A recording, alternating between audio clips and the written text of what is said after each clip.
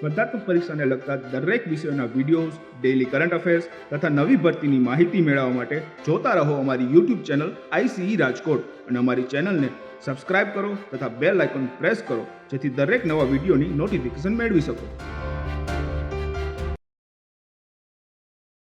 નમસ્કાર વિદ્યાર્થી મિત્રો, ICE ના યુટ્યુબ ચેનલમાં આપ સૌનું હાર્દિક સ્વાગત છે. મિત્રો, આજે આપણે જે ઇમ્પોર્ટન્ટ કરંટ અફેર્સના ટોપિક પર ચર્ચા કરવાના છીએ, સૌપ્રથમ એ ટોપિકનું લિસ્ટ જોઈએ, જેમાં પ્રથમ છે ફ્રાન્સનો પ્રથમ અવકાશ સૈન્ય અભ્યાસ. તો અવકાશની અંતર્ગત પ્રથમ સૈન્ય અભ્યાસ કર્યો છે ફ્રાન્સે, એનું નામ છે એસ્ટર એક્સ. તો એના ઉપર વાત કરશું.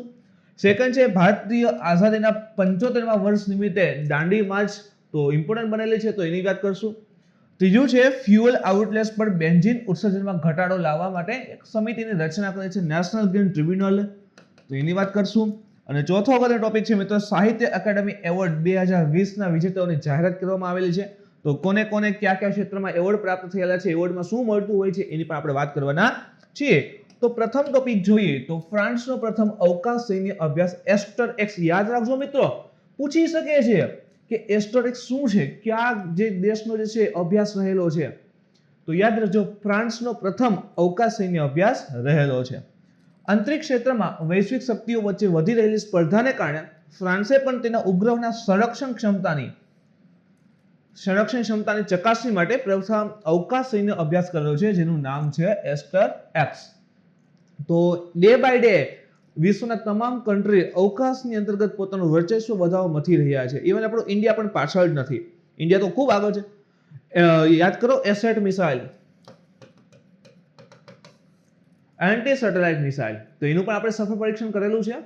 મિશન શક્તિ એના અંતર્ગત કરેલું છે. તો ઇન્ડિયા પણ આગળ છે. તો એ મુજબ ફ્રાન્સે પણ હવે પોતાના અવકાશમાં જે ઉપગ્રહ રહેલા છે એની સંરક્ષણ ક્ષમતા વધે એના માટે એક અભ્યાસ કર્યો અને એનું નામ આપ્યું છે એસ્ટર એક્સ. આગળ જોઈએ તો આ સૈન્ય અભ્યાસનું જે કોડ નેમ છે એ વર્ષ 1965, કોડ નેમ એટલે કે જે એસ્ટર એક્સ નામ રાખ્યું ને એ કેના ઉપરથી કેવી રીતે રાખ્યું છે, તો આ એસ્ટર એક્સ નામ જે છે 1965 નો પ્રથમ ફ્રેન્ચ સેટેલાઇટ, કે ફ્રાન્સનો પ્રથમ સેટેલાઇટ, એનું નામ હતું એસ્ટરિક્સ. તો એસ્ટરિક્સ ઉપરથી આજે અત્યારે સૈન્ય અભ્યાસ થયો છે એનું નામ આપેલું છે એસ્ટર એક્સ રાખવામાં આવ્યું છે. આ સૈન્ય અભ્યાસમાં અમેરિકા અને ચીન એના પછી વિશ્વની ત્રીજી મોટી અવકાશ શક્તિ બનવાની ફ્રાન્સની વ્યૂહરચનાનો એક ભાગ છે. અત્યારે અવકાશ ક્ષેત્ર સૌથી આગળ હોય તો કે US છે, ચીન રહેલું છે. એના પછી જો સૌથી સારું પ્રભાવી રીતે આગળ વધવા માંગતું હોય તો ક્યાંક ને ક્યાંક હવે ફ્રાન્સ પણ દેખાય છે. શેના અર્થે કહી શકીએ તો કે અવકાશમાં આખો એક અભ્યાસ કર્યો છે, એના આધારે કહી શકીએ કે સૈન્ય અભ્યાસમાં અમેરિકા અને ચીન પછી વિશ્વમાં જો કોઈ શક્તિશાળી અવકાશની અંતર્ગત શક્તિ બનવાની કહેવાય કે વ્યૂહરચના બનાવતું હશે તો એ અત્યારે ફ્રાન્સ દેખાઈ રહ્યું છે. આ અવકાશ સૈન્ય અભ્યાસ માત્ર ફ્રેન્ચ આર્મી માટે જ નહીં પરંતુ યુરોપ માટે પણ આ પ્રકારનો પ્રથમ પ્રયાસ છે. સંપૂર્ણ યુરોપ, આખા યુરોપમાં પ્રથમ આ પ્રકારનો પ્રયાસ છે. ઓલરેડી US કરેલું હતું, ચીન પણ આગળ છે, આપણું ઇન્ડિયા પણ છે, અને આખા યુરોપિયન કન્ટ્રી આપણે કહીએ ને, યુરોપ ખંડમાં આવેલા તમામ દેશની અંતર્ગત પ્રથમ વખત ફ્રાન્સ એવો દેશ બન્યો છે જેને આ પ્રકારનો કોઈ અભ્યાસ જે છે કર્યો અથવા તો આ પ્રકારનો પ્રયાસ અવકાશની અંતર્ગત જે છે કરેલો હોય. વધારામાં ફ્રાન્સે તેના હરીફો જેમ કે ચાઇના છે, રશિયા છે, એની સાથે સ્પર્ધાને મજબૂત બનાવવા માટે એક એન્ટી સેટેલાઇટ લેઝર શસ્ત્રના વિકાસ માટે અને એક નિરીક્ષક ક્ષમતાને મજબૂત કરવાની યોજના પણ બનાવી છે. જો ફ્રાન્સ છે એ ચીન અને રશિયાને એનો પોતાના સ્પર્ધક માને છે, હરીફાઈમાં માને છે. સામે આપણે જોશું કે રશિયા તો ઘણી વખત એના ઉપર ઇવન ચાર્जेस લગાડે છે, એના ઉપર જે કહેવાય ને જાસૂસીના ઉપગ્રહને બધા ચાર્जेस લગાડી દે છે. તો જે ફ્રાન્સ છે એ ચીન અને રશિયાને એના સ્પર્ધક માને છે. તો એનાથી ઓફકોર્સ એને બચવું જોશે, તો એને કાઉન્ટર કરી શકે અથવા તો એનાથી પણ આગળ નીકળી શકે એ પ્રકારના એને શસ્ત્ર ડેવલપ કરવા મળશે. તો એમાં એક છે એન્ટી સેટેલાઇટ લેઝર શસ્ત્રનો વિકાસ કરશે અને એની સાથે જે નિરીક્ષક ક્ષમતા છે ને એને પણ ફ્રાન્સ જે છે વધારશે. તો આવી પણ પ્રકારની ટેકનોલોજીમાં ફ્રાન્સ આગળ વધી રહ્યું છે.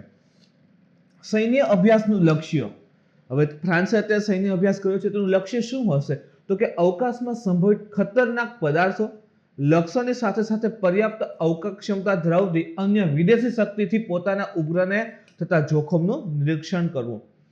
જો ભવિષ્યમાં કદાચ યુદ્ધ થાય તો હવે કેવી પરિસ્થિતિ હશે, જમીન ઉપર લડાતા હશે પાણી ઉપર લડાતા હશે, હવામાં લડાતા હશે, ડિજિટલ રીતે પણ લડાતા હશે, પણ હવે અવકાશમાં પણ લડાતા હશે ઉપગ્રહોના માધ્યમથી. તો હવે આ પ્રકારે જો ભવિષ્યમાં યુદ્ધ થાય તો આપણે ઉપગ્રહને સુરક્ષિત કરવા જોઈએ છે. આજકાલ તમે જો આપણે આર્મી હોય, નેવી હોય, એરફોર્સ હોય, ગમે તે હશે, વિંગ્સ હશે, તો શું થાય કે એને કમાન્ડ આપવા છે, ગમે તે પ્રકારની માહિતી આપવી હોય તેના માટે સેટેલાઇટ જરૂર છે. સપોઝ કે સેટેલાઇટ ડિસ્ટ્રોય થઈ જાય, સેટેલાઇટ નાશ પામે છે, તો તમામ પ્રકારના ડેટા મળશે નહીં, તો ઓટોમેટિકલી દેશ પડી જશે. તો આપણે સેટેલાઇટને રક્ષણ આપવું જરૂરી બને છે. તો તમામ પ્રકારના ખતરનાક ચાહે અવકાશીય પદાર્થો હોય કે પછી અન્ય વિદેશી શક્તિ હોય, એનાથી પોતાના ઉપગ્રહને થતા જોખમનું નિરીક્ષણ તો કરવું જરૂરી છે. તો એના માટે જે છે સૈન્ય અભ્યાસના કરવામાં આવતા હોય છે.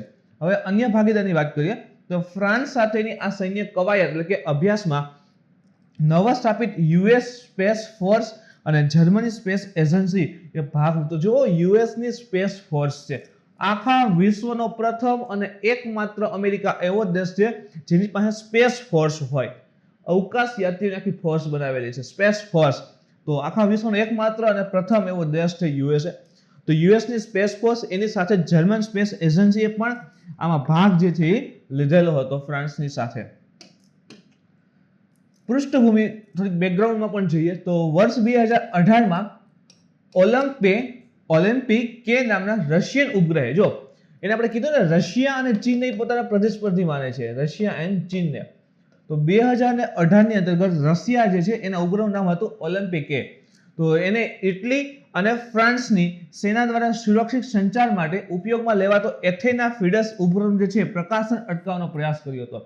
તો ઇટલી અને ફ્રાન્સ બંને દેશો એની સેના માટે એક સુરક્ષિત સંચાર, હવે જો મિલિટરી હોય એની ઇન્ફોર્મેશન ખૂબ જ વધારે સેન્સિટિવ હોય, એને જાળવવી જરૂર છે, લીક ન થાય એનું ધ્યાન રાખવું પડે. તો ઇટલી અને ફ્રાન્સની સેના માટે સુરક્ષિત સંચાર જે કહેવાય ને કે સેફ કોમ્યુનિકેશન, એના માટે કહેવાય કે ઉપયોગમાં લેવાતો ઉપગ્રહ એનું નામ હતું એથેના ફિડસ.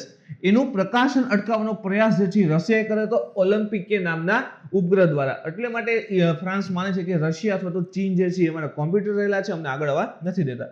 રશિયન ઉપગ્રહના આ પગલાને જાસૂસીની કાર્યવાહીની સંજ્ઞા આપવામાં ઇવન આવેલી હતી કે ભાઈ કેમ ખબર પડી ગઈ કે અમે સુરક્ષિત સંચાર આ માધ્યમથી કરીએ છીએ, તો રશિયા જે છે અમારા દેશો ઉપર જાસૂસી કરે છે એવું પણ જોવામાં આવેલું હતું. વર્ષ 2020માં અમેરિકાએ પણ રશિયા ઉપર અવકાશમાંથી એન્ટી સેટેલાઇટ હથિયારના બિન વિનાશક પરીક્ષણ કરવાનો આરોપ લગાવ્યો હતો. તો ઓલરેડી ફ્રાન્સ અને ઇટલીએ લગાવેલો છે 18માં રશિયા ઉપર, અને 2020માં જે છે એ યુએસએ આરોપ લગાડે છે. અને યુએસએ એવું કહે છે રશિયાને કે ભાઈ રશિયા જે છે અવકાશમાંથી એન્ટી સેટેલાઇટ હથિયાર, એન્ટી સેટેલાઇટને ઉપગ્રહને ડિસ્ટ્રોય કરી શકે, ઉપગ્રહને ઉડાડી શકે એ પ્રકારના હથિયાર જે છે એ પરીક્ષણ કરે છે, જે બિન વિનાશક પરીક્ષણ છે. એટલે કે કોઈને અત્યારે ભાઈ સેટેલાઇટને ઉડાડેલું નથી, પણ હા ઉડાડી શકે એ પ્રકારના હથિયારને પરીક્ષણ કરે છે. એટલે એ મુજબ કે ચલો આ પૃથ્વી હોય તો અહીંથી આ મિસાઇલને જોવે કે હા ભાઈ અહીંયા પહોંચી જાય છે, ડિસ્ટ્રોય કરી શકશે, પણ ખરેખર માત્ર એવું નથી કરતા અહીં સેટેલાઇટ રાખીને ઉડાડીને ચેક કરીએ એવું નથી કરતા. આવું કરે તો બધાને ખબર પડી જાય એટલે શું કરે, ખાલી હથિયાર ચેક કરે કે ઓકે ત્યાં પહોંચે છે કે નહીં. તો બે વિનાશક પરીક્ષણ કરવાનો આરોપ પણ એના ઉપર લગાવેલો છે. 2019માં ફ્રાન્સે તેની સ્પેસ કમાન્ડ 2019માં જો 2018માં ફ્રાન્સ અને ઇટલી એના ઉપર આરોપ લગાડ્યો છે, અને પછી 2019માં ફ્રાન્સે તેની space command, French space command, જેને કમાન્ડ ડે સ્પેસ એટલે કે CDE ની જાહેરાત કરી હતી ફ્રાન્સે. આ કમાન્ડમાં વર્ષ 2025 સુધીમાં 500 જવાનોની નિમણૂક પણ કરવામાં આવશે. તો જો સ્પેસ કમાન્ડ, જેમ યુએસએ કેવી આખી સ્પેસ આર્મી બનાવી છે, સ્પેસ માટેની ફોર્સ તૈયાર કરી છે, અને અત્યાર સુધી તો વિશ્વનો એકમાત્ર દેશ છે. તો ફ્રેન્ચે પણ કીધું છે કે 2019માં કે અમે પણ તૈયાર કરશું, અને ઇવન 2025 સુધીમાં 500 લોકોની અમે નિમણૂક પણ કરવાના છીએ. હવે આગળ જોઈએ તો ભાઈ આ ક્ષેત્રમાં ભારત દ્વારા સમાન પ્રકારની પહેલ, ભારત પણ કઈ પાછળ તો છે નહીં. ઇન્ડસ્પેસ એક્સ શું છે તો કે આ ભારતની પ્રથમ સિમ્યુલેટેડ એટલે કે કૃત્રિમ અથવા તો બનાવટી અવકાશ યુદ્ધ અભ્યાસ છે. યાદ રાખજો ન્યૂઝમાં પણ આવેલું હતું, અહીંયા લખેલું પણ છે નેમ્ડ ઇન્ડસ્પેસ એક્સ, એટલે કે ભારત પણ પ્રથમ સિમ્યુલેટેડ અથવા તો કૃત્રિમ અથવા તો બનાવટી જે છે અવકાશ યુદ્ધ અભ્યાસ ઓલરેડી કરેલો છે ઇન્ડસ્પેસ એક્સ નામનો. એના પછી હમણાં જ વાત કરીએ આપણે મિશન શક્તિ, તો એક એન્ટી રોધક અથવા તો એન્ટી સેટેલાઇટને ડિસ્ટ્રોય કરી શકે એ પ્રકારની મિસાઇલ જે છે મિશન શક્તિ દ્વારા એનું સફળ પરીક્ષણ જે છે કરવામાં આવેલું હતું. ઇવન ડિપાર્ટમેન્ટ ઓફ પોસ્ટ દ્વારા જે એન્જિનિયર ડે આવે ને, એન્જિનિયર ડે કે વોટ એવર સાયન્સ ડે તે દિવસે એની જે કહેવાય ને ઓલી ડિપાર્ટમેન્ટ ઓફ પોસ્ટે જે ટિકિટ આવે ડાક ટિકિટ એના ઉપર આ એન્ટી સેટેલાઇટ આ એસેટ છે એ ડ્રો કરી અને આખી જે છે રિલીઝ કરેલી હતી. તો એ પણ આ વખતે ઇમ્પોર્ટન્ટ છે એસેટ. એના પછી જોઈએ તો ભારતીય આઝાદીના 75મા વર્ષ નિમિત્તે દાંડી માર્ચ ઇમ્પોર્ટન્ટ બનેલ છે. તો જોઈએ એના વિશે તો ભારતમાં વડાપ્રધાન દ્વારા સ્વતંત્રતા સંગ્રામના 75 વર્ષમાં ઉજવણી એટલે કે 2022માં 15મી ઓગસ્ટે આપણા 75 વર્ષ આઝાદીના પૂર્ણ થશે. તો આઝાદીના 75મા વર્ષની ઉજવણીની શરૂઆત જે છે એ દાંડી માર્ચ 12 માર્ચે શરૂ થયેલી હતી. તો એ દિવસથી રવાના કરવામાં આવી છે. તો આઝાદીના 75 વર્ષ સેલિબ્રેશન માટે જે શરૂઆત જે છે એ 12 માર્ચથી કરવામાં આવી છે, જે દિવસે જે છે દાંડી યાત્રા શરૂ થઈ હતી 1930ના રોજ. તો અત્યારે 75મા આઝાદીના વર્ષની ઉજવણી હવે શરૂ થઈ ગઈ છે. અને આ જ પ્રસંગે આઝાદી કા અમૃત મહોત્સવ જેનો ઉલ્લેખ બજેટમાં પણ કરેલો છે એની શરૂઆત પણ થઈ ગઈ છે. આ અમૃત મહોત્સવ ફરી જણાવું છું કે 75 અઠવાડિયા સુધી ચાલવાનો છે. વર્ષ 2021ની દાંડી યાત્રા વિશે વાત કરીએ તો આ પદયાત્રા અમદાવાદના સાબરમતી આશ્રમથી દાંડીના નવસારી સુધીના જે વિસ્તાર છે ત્યાં 81 મુસાફરો સાથે શરૂ કરવામાં આવી છે. તો અમદાવાદથી લઈને દાંડી સુધી 386 કિલોમીટરની આ યાત્રા 25 દિવસ પછી એટલે કે 5 એપ્રિલ 2021ના રોજ પૂર્ણ પણ થશે. 1930ના દાંડી માર્ચમાં ભાગ લેનારા લોકોના વંશજોનું સન્માન કરવામાં પણ ઇવન આવેલું છે. તો 1930માં જે દાંડી માર્ચ થઈ છે ને, નમક કા કાનૂન તોડ દિયા, વાક્ય બોલે છે ગાંધીજી દાંડી પહોંચીને હાથમાં મીઠું લઈ બોલે છે કે નમક કા કાનૂન તોડ દિયા. એના ઉપર જે વધારાનો કર નહીં લે છે. હવે નમક મીઠું સામાન્ય જરૂરિયાત છે, એના ઉપર ટેક્સ લેશો કેવી રીતે પોસાઈ શકે? સો એ જે કહેવાય ને એના ઉપર ટેક્સની આખી સિસ્ટમ છે, એના ઉપર જો એકાધિકાર હતો અંગ્રેજોનો એ તોડી નાખે છે. તો કહી શકાય કે એના માટે જે પણ લોકોએ આ માર્ચમાં ભાગ લીધો હતો એના વંશજોનું જે છે એનું પણ આ વખતે સન્માન કરવામાં આવેલ છે. યાત્રામાં સમાવિષ્ટ લોકો મહાત્મા ગાંધીની દાંડી યાત્રામાં સામેલ થયેલા 78 અનુયાયીઓની યાદમાં 2 વધારાના માર્ગો સાથે એ જ માર્ગ પર થઈને જશે જે માર્ગ પર 1930ની દાંડી યાત્રા કાઢવામાં આવી હતી. તો જે પણ વિસ્તારમાંથી લોકો ઇવન જોડાયેલા હતા તો એ લોકો એમાં જોડાશે તો જે એનો મૂળ રસ્તો જે રહેલો છે ને કે ભાઈ અમદાવાદના સાબરમતીથી જાય અને દાંડી જે પહોંચે છે જે રસ્તો રહેલો છે એ જ રસ્તા ઉપર આ વખતે આખી આ દાંડી યાત્રા જે છે ફરી 2021ની દાંડી યાત્રા જે છે એ જવાની છે. ગાંધીજી સાથે સંકળાયેલા 6 સ્થળોએ ઇવન મોટા કાર્યક્રમનું આયોજન પણ કરવામાં આવેલું હતું. ક્યાં 6 સ્થળ છે? એક તો જન્મસ્થળ પોરબંદર, એની સાથે રાજકોટ છે, વડોદરા છે, બારડોલી અથવા સુરત છે, માંડવી જે કચ્છ ખાતે અને દાંડી નવસારીમાં આવેલ છે. તો મુખ્ય 6 સ્થળ ઉપર પણ અલગ અલગ કાર્યક્રમનું આયોજન કરેલું હતું. મુસાફરો દ્વારા વચ્ચે 21 સ્થળોએ સાંસ્કૃતિક કાર્યક્રમો આયોજિત કરવાની પણ યોજના છે. તો આટલા કિલોમીટર અંતર કાપશે, સાબરમતી ટુ દાંડી જશે. તો આ રસ્તા જે રહેલા છે, જેવી રીતે ગાંધીજીએ કેવું કર્યું હતું કે જે રસ્તામાંથી પસાર થતા હતા તેના લોકોને જોડતા કે આ વિસ્તારના લોકો છે એને ઉપદેશ આપે અને જે પણ અંગ્રેજોની શોષણ ભરેલી નીતિ હતી એનાથી જાગૃત કરતા, જેથી કરીને બધા આખો સમાજ કહેવાય ને કે આખો ગામ આખો સમાજ એનામાં જોડાઈ જતો અને યાત્રા જે હતી ખૂબ વધારે મજબૂત થઈ ગઈ. તો એ રીતે જ કંઈક આ લોકો જે છે આખા રોડ ઉપર જશે, આ જે યાત્રાનો પથ હતો એ ઉપર જશે અને અલગ અલગ 21 જેટલા સાંસ્કૃતિક કાર્યક્રમોનું પણ આયોજન કરશે. વર્ષ 1930ની દાંડી યાત્રા વિશે વધારે માહિતી મેળવીએ સ્પેશિયલી તો દાંડી કૂચ, જેને આપણે નમક માર્ચ, સોલ્ટ માર્ચ અને દાંડી સત્યાગ્રહ તરીકે પણ ઓળખીએ છીએ, એ મોહનદાસ કરમચંદ ગાંધીના નેતૃત્વ હેઠળ એક અહિંસક સવિનય અવજ્ઞા આંદોલન હતું. તો આ તો આપણે ઇતિહાસ ભણીએ છીએ તો બેઝિક વસ્તુ છે. તેને 12 માર્ચ 1930 થી 6 એપ્રિલ 1930 સુધી બ્રિટિશ મીઠાના એકાધિકાર સામે કર પ્રતિરોધ અને અહિંસક વિરોધના પ્રત્યક્ષ કાર્યવાહી અભિયાન તરીકે ચલાવવામાં આવ્યું હતું. તો જો મીઠાના ઉત્પાદન ઉપર જે અંગ્રેજોનો એકાધિકાર હતો, બ્રિટિશનો જે એકાધિકાર હતો એ અને પ્લસ એની ઉપર જે ટેક્સ કર લેતા, તો આને લઈને આખું આંદોલન હતું. તો એના ઉપરનો કર પ્રતિરોધ અને જે એકાધિકાર હતો એનો સામનો કરવા માટે એક અહિંસક વિરોધના પ્રત્યક્ષ કાર્યવાહી, પ્રત્યક્ષ એટલે ડાયરેક્ટ એક્શન હવે તો એમ, અને અહિંસક કોઈને હેરાન કરીને નહીં, તો અહિંસાના પથ ઉપર ચાલી અને આંદોલન જે છે કરવામાં આવે છે. ગાંધીજીએ 12 માર્ચે સાબરમતીથી અરબી સમુદ્ર સુધી દાંડીના દરિયા કિનારા સુધી 78 અનુયાયીઓ સાથે 241 માઇલની મુસાફરી કરી હતી અને આ યાત્રાનો ઉદ્દેશ્ય ગાંધીજી અને તેમના સમર્થકો દ્વારા સમુદ્રના પાણીમાંથી જે મીઠું બનાવને બ્રિટિશ નીતિ જે છે એનો ભંગ કરવાનું હતું. તો સમુદ્ર કોઈનો હોતો નથી મિત્રો, એના ઉપર કોઈ પર્ટિક્યુલર અધિકાર નથી કે ચલો આનો સમુદ્ર છે. તો સમુદ્ર જે છે એમાં મીઠું જે એનું એમાંથી મીઠું પકાવે છે, તો માત્ર અંગ્રેજોનો એકાધિકાર કેવી રીતે હોઈ શકે? ખરેખર તમે જો તો ઇન્ડિયાનો સમુદ્ર હતો ને, તો એમાંથી મીઠું પકાવે છે અને અંગ્રેજો એવું કહે છે કે માત્ર એના ઉપર અંગ્રેજોનો હક છે, એના ઉપર ટેક્સ લેવામાં આવશે. તો આ બાબતનો જે છે વિરોધ થતો હતો. તો ખાસ કરીને જે પણ કહેવાય ને કે સમુદ્રના પાણીમાંથી મીઠું બનાવવાની જે નીતિ હતી ને અંગ્રેજોની, એની વિરુદ્ધમાં જે છે આખી આ યાત્રા હતી. દાંડીની બાજુમાં ભારતીય રાષ્ટ્રવાદીઓ દ્વારા બોમ્બે અને કરાચી જેવા દરિયાકાંઠાના શહેરમાં પણ મીઠું બનાવવા માટે એક ટોળકીનું નેતૃત્વ કરવામાં આવ્યું હતું. તો માત્ર એવું નહોતું આ વખતે કે ખાલી ભારતમાં અમદાવાદ કહેવાય ને કે સાબરમતીથી દાંડી વચ્ચે યાત્રા નીકળી હતી. આનાથી ઇન્સ્પાયર થઈ આસપાસના ઘણા વિસ્તારમાં જે મીઠું ઉત્પાદન કરતા લોકો છે એને પણ આંદોલન જે છે શરૂ કરી દીધા હતા.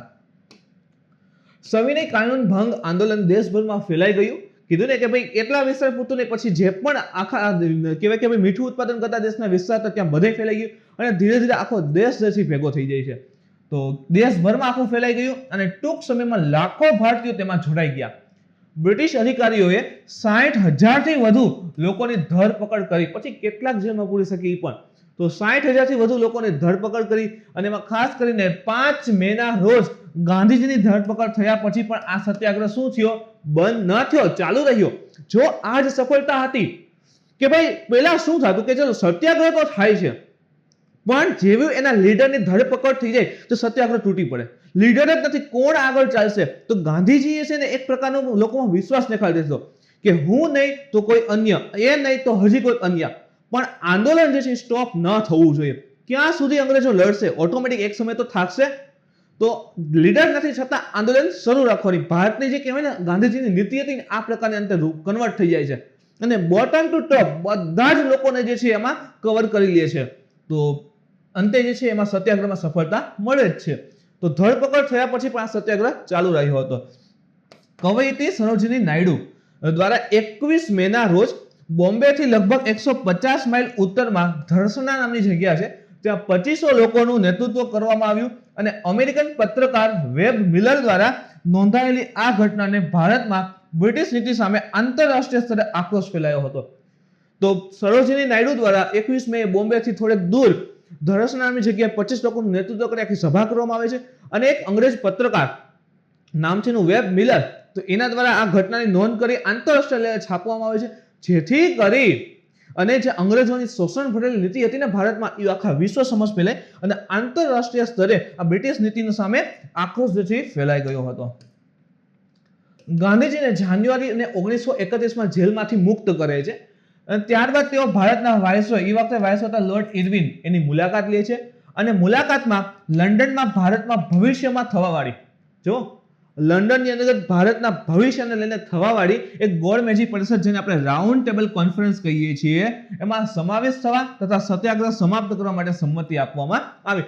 આપણે જાણીએ છીએ કે અલગ અલગ રાઉન્ડ ટેબલ કોન્ફરન્સ થાય છે, 3 રાઉન્ડ ટેબલ કોન્ફરન્સ રહેલી છે. તો એમાંથી એકમાં ગાંધીજી સમાવેશ થાય છે, પણ અનીતિનો ભાગરૂપે એને જે કહેવાય કે એને જે માંગ હતી ફૂલફિલ ન થવાથી રાઉન્ડ ટેબલ કોન્ફરન્સ ચાલુ કોન્ફરન્સ મૂકીને જતા રહીએ છે. તો ગોળમેજી પરિષદમાં એકમાં એ સમાવેશ થાય છે, બાકીમાં થતા નથી, તથા સત્યાગ્રહ જે છે સમાપ્ત કરવા માટે સંમતિ પણ ઇવન આપેલી હતી. ગાંધીજીએ ઓગસ્ટ 1931માં ભારતીય રાષ્ટ્રીય કોંગ્રેસ, ઇન્ડિયન નેશનલ કોંગ્રેસ જે રહેલ છે, એમાં એકમાત્ર પ્રતિનિધિ તરીકે આ પરિષદમાં હાજરી આપી હતી. કીધું ને ખાલી પોતે એકલા ગયા હતા અને એક જ કહેવાય ને કે રાઉન્ડ ટેબલ કોન્ફરન્સમાં ભાગ લીધેલો હતો. આ બેઠક નિરાશાજનક રહી હતી. ગાંધીજીને જે વસ્તુ જોતી હતી મળેલી નહોતી એટલા માટે, પરંતુ બ્રિટિશ નેતાઓએ ગાંધીજીને એક એવી શક્તિ તરીકે સ્વીકારી લીધા કે જેને ન તો તેઓ દબાવી શકતા હતા અને ન તો તેઓ નકારી શકતા હતા. ગાંધીજીએ આ જ વસ્તુ કરેલી હતી. શા માટે ગાંધીજી સફળ થયા હતા એના ઉદ્દેશ્યમાં? તો કે એને કોઈ એવું નહોતું રાખ્યું ચલો હું હશે તો જ આખું આંદોલન ચાલશે. ના, હું નહીં તો અન્ય, અન્ય નહીં તો અન્ય. તો જે કહેવાય ને લીડરશિપ જે છે દરેકમાં ડેવલપ કરી દીધી.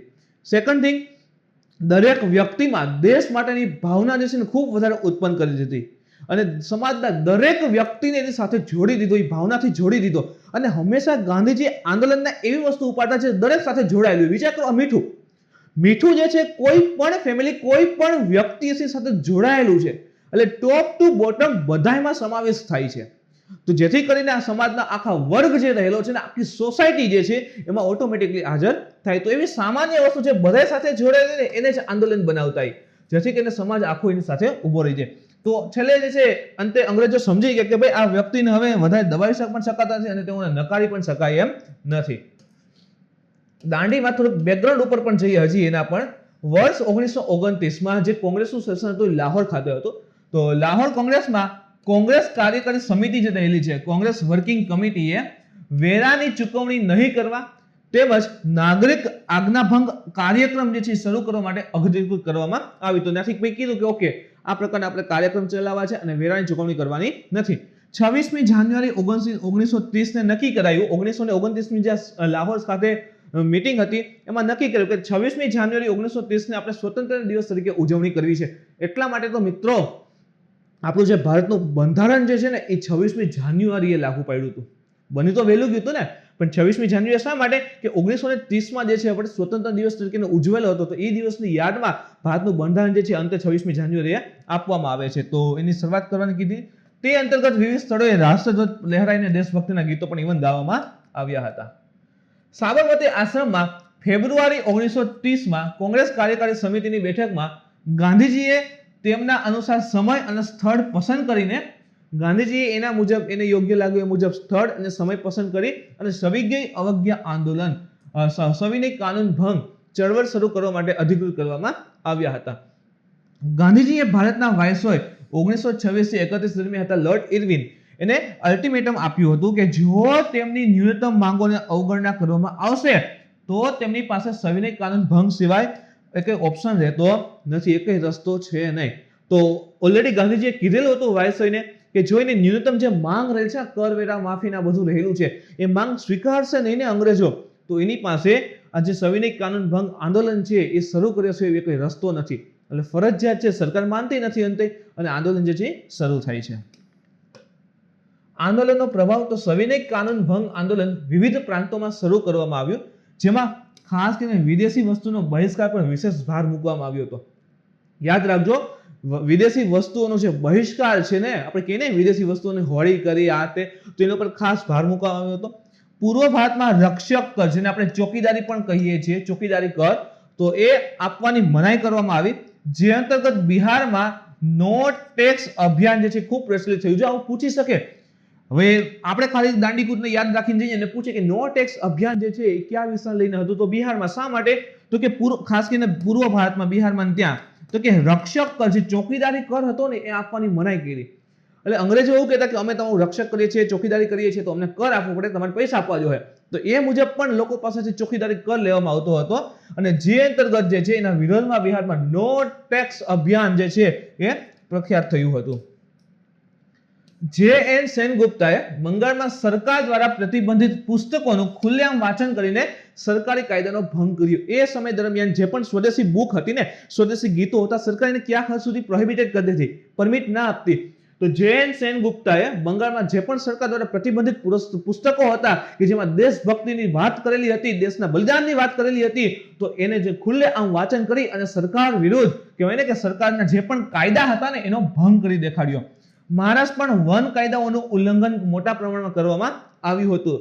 તો જે વનમાં જે પણ આ જનજાતિઓ અથવા જે પહેલેથી લોકો રહેતા હતા એને દૂર કરાયા હતા અને જે વનના અલગ અલગ અધિનિયમ બનાવી દીધા અને એના અંતર્ગત અંગ્રેજોએ આખા વન ક્ષેત્ર પોતા પાસે લઈ લીધા. પછી તો વૃક્ષ કાપી, ઝાડવા કાપી, ફર્નિચર બનાવી ત્યાં લઈ જાય, વેચી નાખે, આ તે ચાલુ કર્યું હતું.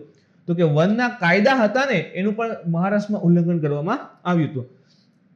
આ આંદોલન અવધ, ઓડિશા, તમિલનાડુ, આંધ્રપ્રદેશ અને આસામના પ્રાંતોમાં આગની જેમ ફેલાયું હતું. તો ખૂબ વધારે જગ્યામાં આ ઝડપથી ફેલાણું હતું. મહત્વ તો કે આ આંદોલનના પરિણામે ભારતમાં બ્રિટિશની જે આયાતમાં નોંધપાત્ર ઘટાડો થયો હતો. ભારતમાં બ્રિટિશની આયાત હતી એ ઘટી ગઈ. ઉદાહરણ તરીકે બ્રિટનથી કાપડની આયાત અડધી થઈ ગઈ. કેવી વસ્તુ સાથે કે આપણે જ અહીંથી બધી વસ્તુ કપાસની બ્રિટનમાં જાય, ત્યાંથી બની અને પાછું ઇન્ડિયામાં જ આવે. તો બ્રિટિશની જે આયાત થતી હતી ને ઇન્ડિયામાં એ ઘટી ગઈ. તો અંગ્રેજોને શું થયું કે હવે બ્રિટિશની વસ્તુ લઈ આવી હતી ઓછી આવે છે, તો એને ઓટોમેટિક જે છે થોડો ઘણી ખોટ શરૂ થઈ જશે. આ આંદોલન પહેલાના આંદોલન કરતા વધુ વ્યાપક પણ બન્યું હતું. શા માટે? તમને કીધું કે બધા વર્ગથી જોડાયેલું. જો મીઠું જે છે દરેક વર્ગ સાથે સંકળાયેલું છે, તો બધા લોકોમાં જોડાશે. જેમાં મહિલાઓ, ખેડૂતો, કામદારો, વિદ્યાર્થીઓ તથા વેપારીઓ અને દુકાનદારો જેવા શહેરી તત્વો અને મોટી સંખ્યામાં ભાગ લીધો હતો. આથી કોંગ્રેસને હવે અખિલ ભારતીય સંગઠનનું ઇવન સ્વરૂપ જે છે એ પ્રાપ્ત થયું હતું. આ આંદોલનને શહેર અને ગ્રામ્ય વિસ્તારોમાં ગરીબ અને અભણ લોકો તરફથી પણ ટેકો જે છે એ મળેલો હતો. આ આંદોલનના ભારતીય મહિલાઓની મોટી સંખ્યામાં ભાગીદારી એ ખરેખર તેમના માટે એક મુક્તિનો સૌથી અલગ અનુભવ પણ હતો. તો આપણે જાણીએ છીએ કે પહેલાના સમયમાં કુરિવાજો હતા બધે, તો ક્યાંક ને ક્યાંક કુરિવાજો દૂર કરવા માટે અલગ અલગ સુધારાઓ પ્રસ્તાવિત થયા હતા. અલગ અલગ સુધારાવાદીઓ ઘણા બધા ફેરફાર કરેલા હતા. તો મહિલાઓ જે છે આ આંદોલનમાં મોટા પાયે ભાગ લે છે. મીઠું તો ડાયરેક્ટ એની સાથે સંકળાયેલું આપણે લઈ શકીએ ને, તો કહી શકે કે મહિલાઓ મોટા પાયે આમાં ભાગ લીધો હતો અને ક્યાંક ને ક્યાંક એને મુક્તિ એટલે કે સ્વતંત્રતાનો હવે જે છે રસ્તો પણ એના માટે મોકળો થઈ રહ્યો હતો.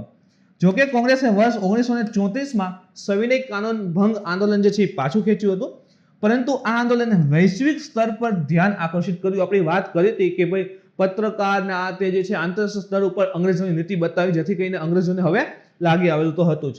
તો વૈશ્વિક સ્તર ઉપર ધ્યાન આકર્ષિત કર્યું અને સામ્રાજ્યવાદ વિરોધી સંઘર્ષની પ્રગતિમાં એક મહત્વપૂર્ણ તબક્કા તરીકે પણ ઇવન ચિહ્નિત થઈ ગયું હતું. એના પછી જોઈએ તો મિત્રો ફ્યુઅલ આઉટલેટ પર બેન્ઝીન ઉત્સર્જનમાં ઘટાડો લાવો.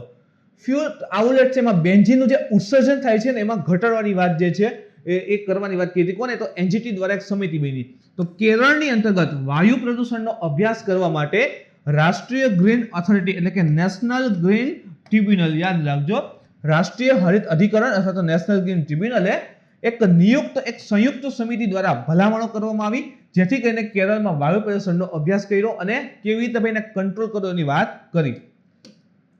તો ભલામણો શું હતી સમિતિની? તો ઇંધણ સ્ટેશનો એટલે કે જે પેટ્રોલ પંપ ની બધું આવે ને, તો ઇંધણ સ્ટેશનો ઉપર વેપર રિકવરી સિસ્ટમ સ્થાપિત કરવી.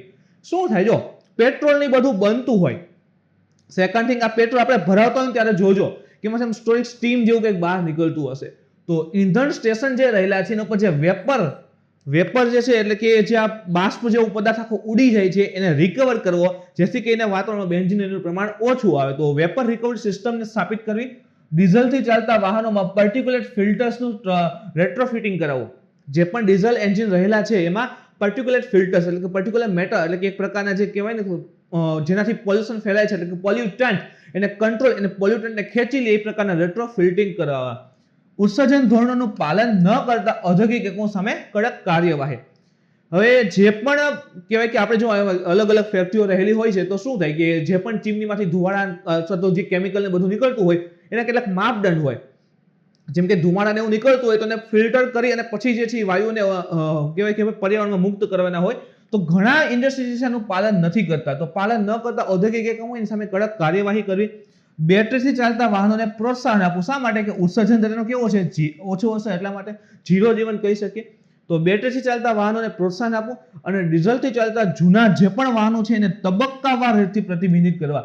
એવું નહીં કે ચલો ભાઈ કાલથી એક 10 વર્ષ જૂના ડીઝલ વાહન હશે બધા બંધ કરી દો. ના, એના સર્ટિફિકેટને કહેવાય ને રિન્યુ સર્ટિફિકેટને બધું કરાવશે તો ધીરે ધીરે ન ચાલે એવા વાહનને ઘટાડતા જવા. ટ્રાફિક કોરિડોર સાથે ગ્રીન બેલ્ટનું પણ નિર્માણ કરવું. ગ્રીન બેલ્ટ એટલે કે આસપાસ જે છે હાઈવે ની બધું હોય તો ત્યાં વૃક્ષનું વાવેતર કરવું, જેથી કરીને જે નોઇઝ પોલ્યુશન છે અથવા તો અલગ અલગ પ્રકારના પોલ્યુશન છે એને કંટ્રોલ કરી શકાય. આપાતકાલીન ઉપાયોની ભલામણ, ઇમરજન્સી ઉપાયની ભલામણ જોઈએ તો પ્રદૂષણ ફેલાવતા સ્પષ્ટ દેખાતા વાહનો મોટર વાહન વિભાગ પ્રારંભ કરાયેલ સામે કડક કાર્યવાહી. ઘણી વખત જોતો હોય ને આપણે આ તો અનુભવ કરતા હોય, હાઈવે ઉપર જઈને તો અમુક વાહન હોય, ખટારા છે, બસ છે, એટલા ધુમાડા ગોટા કાઢતા હોય કે આપણે પાસેથી નીકળીને તો આપણો કલર બદલી જાય. તો સ્પષ્ટ દેખાય કે આ વધારે પ્રદૂષણ કરે છે તો એવા વાહનો જે છે એને બંધ કરવા અથવા એની સામે કડક કાર્યવાહી કરવી. રસ્તાના ભીના અથવા તો યાંત્રિકૃત વેક્યુમ સ્વીપિંગને પણ શરૂ કરવાની વાત કરી છે. ઉત્પાદન સ્થળોએ ધૂળ પ્રદૂષણને નિયંત્રિત કરવા. જે ધૂળના પ્રદૂષણ થતા હોય ને તો એને પણ નિયંત્રિત કરવા, જેથી કરીને શું થાય કે ધૂળના પાર્ટિકલ્સ ને બધું હવામાં હોય તો પ્રદૂષણ ફેલાવે છે તો એને પણ કંટ્રોલ કરવું. એટલે કે રસ્તા ભીના અને યાંત્રિકૃત વેક્યુમ સ્વીપિંગને પણ શરૂ કરવું. ઉત્પાદિત સામગ્રીનું પરિવહન આવરી લેવામાં આવેલા વાહનો દ્વારા સુનિશ્ચિત કરવું. તો આની પણ વાત કરી છે. તો 4 ઇમરજન્સી ઉપાયની ભલામણો સમિતિએ કરેલી છે. જરૂર શું છે? તો કે પેટ્રોલ રિફિલિંગ સ્ટેશનો બેન્ઝીન ઉત્સર્જન, બાષ્પશીલ કાર્બનિક સંયોજનો અને 2.5 પર્ટિક્યુલેટ પદાર્થોનું મુખ્ય સ્ત્રોત છે. હવે પ્રદૂષણ શેના દ્વારા થાય છે? તો જો પેટ્રોલ રિફિલિંગ સ્ટેશન જે બેન્ઝિન ત્યાં ઉત્સર્જન થાય છે. આપણે જે પેટ્રોલ રિફિલિંગ સ્ટેશન રહેલા હોય ને તો ત્યાંથી જ્યાં વેપર ને બધું નીકળતું હોય છે, જ્યાં પેટ્રોલ બનતા હોય ત્યાં પણ આ વેપર ને બધું રિલીઝ થતું હોય છે, તો ત્યાં બેન્ઝિનનું ઉત્સર્જન થાય. આના સિવાય બાષ્પોત્સર્જિત કાર્બનિક સંયોજન હશે, ત્યાંથી પણ ઉત્સર્જન થાય. અને જે આપણે કીધું ને ડીઝલ એન્જિનનો યુઝ કરવાથી પર્ટિક્યુલર મેટર રિલીઝ થતા હોય છે, તો એને કંટ્રોલિંગ કરવા માટે રિટ્રોફિટિંગ કરાવવી પડે. તો ત્યાં પણ 2.5 પર્ટિક્યુલર પદાર્થોનો મુખ્ય સ્ત્રોત જે છે આ ડીઝલ એન્જિન રહેલા છે, તો એના દ્વારા જે છે વાતાવરણમાં બેન્ઝિન બધું એડ થાય છે. અને એનાથી હવાની ગુણવત્તા સુધારવા માટે એક વેપર રિકવરી સિસ્ટમ લગાવવું પડે, જે એક મહત્વપૂર્ણ પગલું છે. તો આ બધાથી બચવું હોય તો એક વેપર રિકવરી સિસ્ટમ આખી લગાવવી પડશે, જે પણ આ વેપર નીકળે છે એને કંટ્રોલિંગ કરવા માટે. સમિતિની ભલામણો અનુસાર તે ટૂંક સમયમાં પેટ્રોલિયમ અને વિસ્ફોટકો સુરક્ષા સંગઠન એટલે કે પેટ્રોલિયમ એક્સપ્લોઝિવ સેફ્ટી ઓર્ગેનાઇઝેશન છે પેસો, એના સંકલન માટે લાગુ કરવામાં આવશે. તો જે પેસો રહેલી છે એના માટે આ સિસ્ટમ આખી જે છે વેપર રિકવરી સિસ્ટમ બધું લાગુ કરશે. બેન્ઝિનના સ્ત્રોત ક્યાંથી આવે છે? તો ઓટોમોબાઈલ અને પેટ્રોલિયમ ઉદ્યોગ આપણે જોયું કે ડીઝલ એન્જિનનો યુઝ કરે છે, એનાથી 2.5 પર્ટિક્યુલર મેટર રિલીઝ થાય છે. આના સિવાય પેટ્રોલિયમ જે બાષ્પની નીકળે છે એમાં છે. કોલસો, તેલ, પેટ્રોલ અને લાકડાનું અપૂર્ણ દહન. જો અપૂર્ણ દહન ક્યાંક ને ક્યાંક આપણે આને હાઇડ્રોજન એન્જિન સાથે અથવા તો હાઇડ્રોજન ઉર્જા સાથે પણ કનેક્ટ કરી શકીએ. આપણે વાત કરી હતી ને, તમે રેગ્યુલર જોવો તો અંદાજ આવી જ જશે કે પેટ્રોલ જે છે, ડીઝલ છે, એના અપૂરતા દહન થતા હોય છે. તો હવે સપોઝ કે આ સીએનજી ની બધાના અપૂરતા દહન થાય, હવે એમાં હાઇડ્રોજન કે તો કેવું થાય, પૂર્ણ દહન થાય, તો બેકફાયરિંગના ઇશ્યુ સોલ્વ થઈ જાય. તો સંપૂર્ણ દહન થાય ને તો જે પણ કાર્બન ડાયોક્સાઇડ ને કાર્બન મોનોક્સાઇડ ને રહેલા છે ને મિથેન બધું થોડુંક ઓછું પ્રોડ્યુસ થાય છે. તો અપૂર્ણ દહન થાય ને જ્યારે અપૂર્ણ દહન, તો ત્યારે પણ બેન્ઝિનના નિર્માણ થાય. સિગારેટનો ધુમાડો છે, ચારકોલ ઇંધણથી ભોજન બનાવતી વખતે કે ને ચૂલે રાંધે છે, તો એ વખતે ચારકોલનો યુઝ કરીએ તો એ સમયે પણ આ બેન્ઝિન જે છે ઉત્સર્જિત થતા હોય છે. આ ઉપરાંત તે પાર્ટિકલ બોર્ડ ફર્નિચર જે રહેલા છે, પ્લાયવુડ છે, ફાઇબરના ગ્લાસ, ફ્લોર સ્ટિકિંગ પ્રોડક્ટ્સ રહેલી છે, પેન્ટ, લાકડાની પેનલિંગ, એ બધામાં પણ હાજર હોય છે. તો એનો યુઝ સમય આપણે પેલું કહીએ ને બધું ફિટિંગ પ્લાયવુડ ઉપર આપણે બધું રંગીને કરાવીએ, તો એ સમય પણ એમાંથી રિલીઝ થતા હોય છે બેન્ઝિન. એના પછીનો મુદ્દો જોઈએ તો સાહિત્ય એકેડેમી એવોર્ડ 2020ના વિજેતાઓની જાહેરાત જે છે આ કરવામાં આવી છે. આ પ્રકારનો હોય છે સાહિત્ય એકેડેમી એવોર્ડ. વાત કરીએ એના વિશે તો રાષ્ટ્રીય academy of letters, national academy of લેટર્સે 12 માર્ચ 2021 ના રોજ સાહિત્ય એકેડેમી એવોર્ડ 2020ના વિજેતાઓની જાહેરાત કરી અને આ નામોની ઘોષણા વાર્ષિક ફેસ્ટિવલ ઓફ લેટર્સ ઇવેન્ટના ઉદ્ઘાટન દરમિયાન કરવામાં આવી છે. તો જે ફેસ્ટિવલ ઓફ લેટર્સ છે એ ઇવેન્ટના ઉદ્ઘાટન સમયે સાહિત્ય એકેડેમી એવોર્ડની ઘોષણા જે છે કરવામાં આવી છે. આ એવોર્ડ રાજકારણી લેખક એક છે એમ વીરપ્પા મોઈલી અને કવિ છે અરુંધતી સુબ્રમણ્યમ. તો આ જે છે કવિ અરુંધતી સુબ્રમણ્યમ અને એક રાજકારણી લેખક વીરપ્પા મોઈલીને અને એની સહિત 20 લેખકોને જે છે આપવામાં આવેલી છે. એમાં જે કવિયત્રી જે છે અરુંધતી સુબ્રમણ્યમ, એને તેમને અંગ્રેજીમાં એક બુક છે when God is a traveller, આ કાવ્ય સંગ્રહ માટે એવોર્ડ જે છે આપવામાં આવેલો છે. વીરપ્પા મોઈલી જે એક રાજકારણી લેખક છે, તેને કન્નડ ભાષામાં શ્રી બાહુબલી અહિંસા દિગ્વિજયમ નામના મહાકાવ્ય માટે નામાંકિત કરવામાં આવ્યા હતા. તો આ યાદીમાં કવિતાના 7 પુસ્તકો,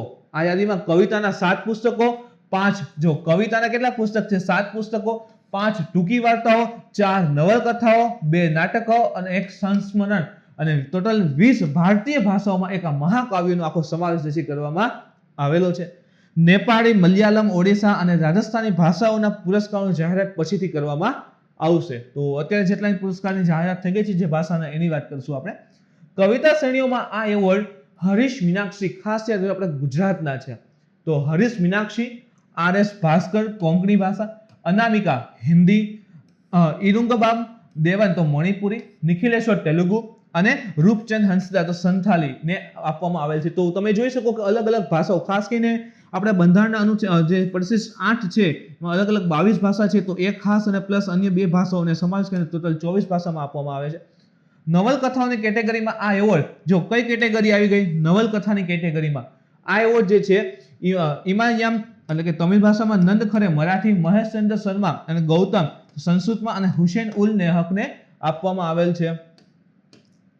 જ્યારે અપૂર્વ કુમાર સૈકિયા એટલે કે આસામી, હૃદયકોલ ભારતી કાશ્મીરી, ધરણીધર ઓવેરી બોડો જનજાતિ છે ને આસામ મેઘાલયમાં ત્યાં, ગુરુદેવસિંહ રૂપાના પંજાબ અને કામકાંજા મૈથિલીને ટૂંકી વાર્તા માટે એવોર્ડ જે છે આપવામાં આવેલા છે.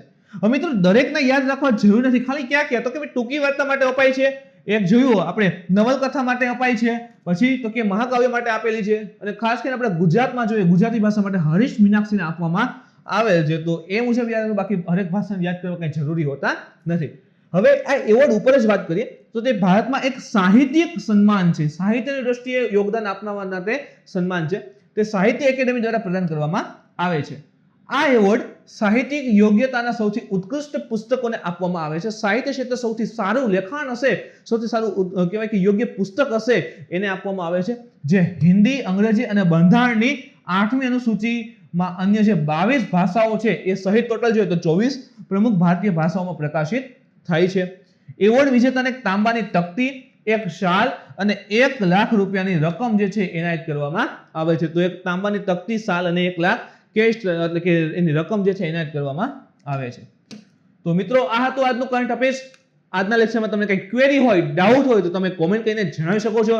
મિત્રો આજનો વિડીયો ગમ્યો તો લાઈક કરો, શેર કરો, તમારા મિત્રો સુધી પહોંચવા માટે કોશિશ કરો. કાલે ફરી મળીશું નવા ટોપિક સાથે. Thank you.